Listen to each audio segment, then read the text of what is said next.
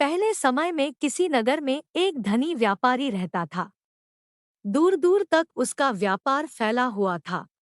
नगर के सभी लोग उस व्यापारी का सम्मान करते थे।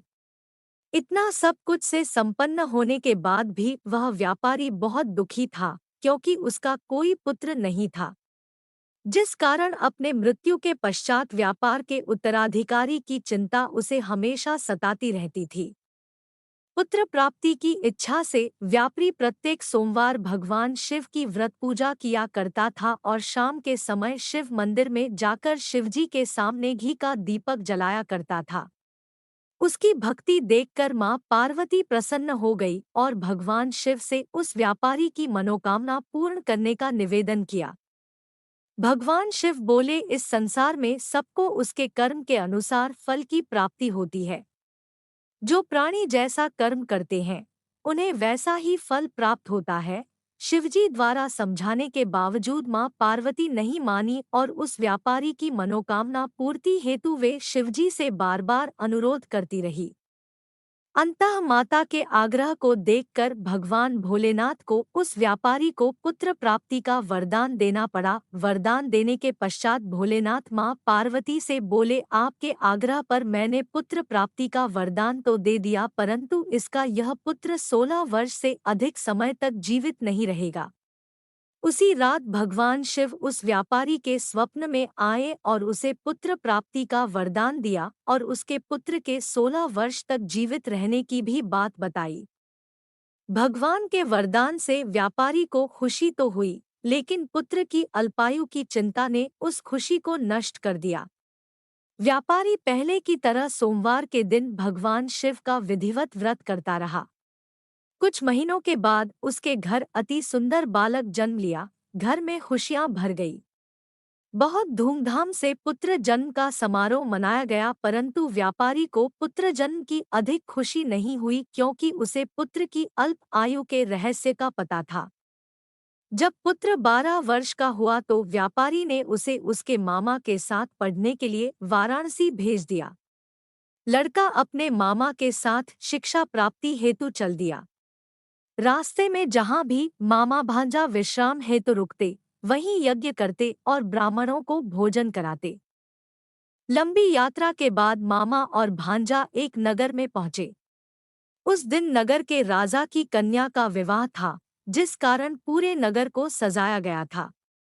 निश्चित समय पर बारात आ गई, लेकिन वर का पिता अपने बेटे के एक आंख से काने होने के कारण बहुत चिंतित था। उसे भय था कि इस बात का पता चलने पर कहीं राजा विवाह से इनकार न कर दे, इससे उसकी बदनामी भी होगी।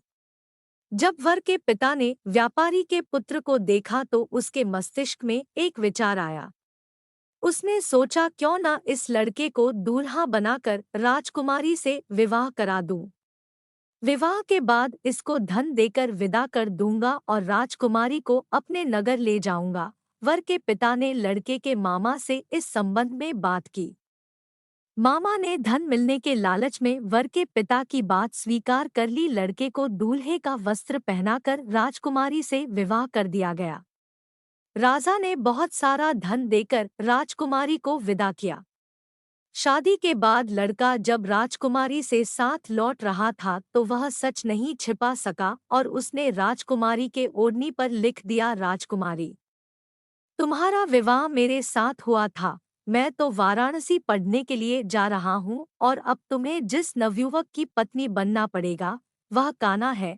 जब राजकुमारी ने अपनी ओढ़नी पर लिखा हुआ पढ़ा तो उसने काने लड़के के साथ जाने से इनकार कर दिया। राजा सब बातें जानकर राजकुमारी को महल में रख लिया। उधर लड़का अपने मामा के साथ वाराणसी पहुंच गया और गुरुकुल में पढ़ना शुरू कर दिया। जब उसकी आयु 16 वर्ष की हुई तो उसने यज्ञ किया। यज्ञ के समाप्ति पर ब्राह्मणों को भोजन कराया और खूब अन्न वस्त्र दान किए। रात को वह अपने शयन कक्ष में सो गया। शिव के वरदान के अनुसार शयनावस्था में ही उसके प्राण खेड़ू उड़ गए। सूर्योदय पर मामा मृत भांजे को देखकर रोने पीटने लगा। आसपास के लोग भी एकत्र होकर दुहक प्रकट करने लगे। लड़के के मामा के रोने विलाप करने के स्वर समीप से गुजरते हुए भगवान शिव और माता पार्वती भी सुने। पार्वती ने भगवान से कहा, प्राणनाथ, मुझे इसके रोने के स्वर सहन नहीं हो रहे। आप इस व्यक्ति के कष्ट को अवश्य दूर करें। भगवान शिव ने पार्वती के साथ अदृश्य रूप में समीप जाकर देखा तो भोलेनाथ पार्वती से बोले, यह तो उसी व्यापारी का पुत्र है जिसे मैंने 16 वर्ष की आयु का वरदान दिया था। इसकी आयु पूरी हो गई है। मां पार्वती ने फिर भगवान शिव से निवेदन कर उस बालक को जीवन देने का आग्रह किया।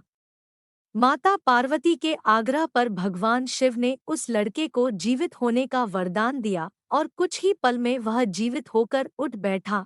शिक्षा समाप्त करके लड़का मामा के साथ अपने नगर की ओर चल दिया। दोनों चलते हुए उसी नगर में पहुंचे जहां उसका विवाह हुआ था। उस नगर में भी यज्ञ का आयोजन किया। समीप से गुजरते हुए नगर के राजा ने यज्ञ का आयोजन देखा और उसने तुरंत ही लड़के और उसके मामा को पहचान लिया। यज्ञ के समाप्त होने पर राजा मामा और लड़के को महल में ले गया और कुछ दिन उन्हें महल में रखकर बहुत साधन, वस्त्र आदि देकर राजकुमारी के साथ विदा कर दिया। इधर भूखे प्यासे रहकर व्यापारी और उसकी पत्नी बेटे की प्रतीक्षा कर रहे थे। उन्होंने प्रतिज्ञा कर रखी थी कि यदि उन्हें अपने बेटे की मृत्यु का समाचार मिला तो दोनों अपने प्राण त्याग देंगे, परंतु जैसे ही उसने बेटे के जीवित वापस लौटने का समाचार सुना तो वह बहुत प्रसन्न हुआ। वह अपने पत्नी और मित्रों के साथ नगर के द्वार पर पहुंचा। अपने बेटे के विवाह का समाचार सुनकर पुत्रवधू राजकुमारी को देखकर उसकी खुशी का ठिकाना न रहा।